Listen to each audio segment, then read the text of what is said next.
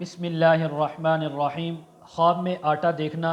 خواب میں آٹا گوندنا، خواب میں باجرے کا آٹا دیکھنا، خواب میں مکئی کا آٹا دیکھنا، خواب کے اندر گندم کا آٹا دیکھنا، خواب میں گندم دیکھنا، خواب میں روٹی دیکھنا، ان تمام باتوں کی تعبیریں آج اس ویڈیو میں بیان ہوں گی۔ ویڈیو کو آپ نے مکمل دیکھنا ہے، ہمارے چینل کو سبسکرائب کرنا ہے۔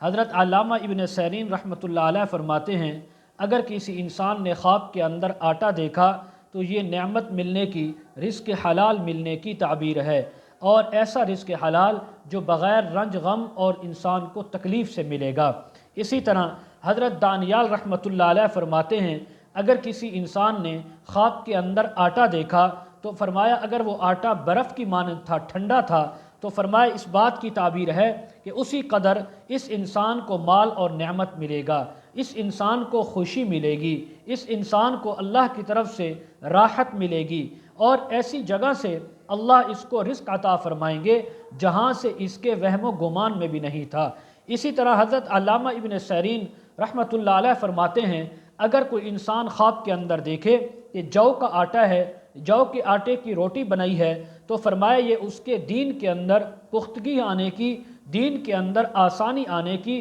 اور دین کے اندر اخلاص آنے کی تعبیر ہے۔ اور اگر کسی انسان نے آٹا دیکھا تو یہ مال و دولت ملنے کی اور تجارت سے بہت زیادہ نفع ملنے کی بھی تعبیر ہے۔ اگر کسی انسان نے خواب کے اندر باجرے کا آٹا دیکھا تو یہ مال تو ملے گا لیکن تھوڑے مال ملنے کی تعبیر ہے۔ گندم کا آٹا یا روٹی دیکھی تو رزق حلال وسیع ملنے کی تعبیر ہے۔ حضرت جابر مغربی رحمۃ اللہ علیہ فرماتے ہیں، اگر کسی انسان نے خواب کے اندر اپنے آپ کو آٹا بیچتے ہوئے دیکھا ہے تو فرمایا اس بات کی تعبیر ہے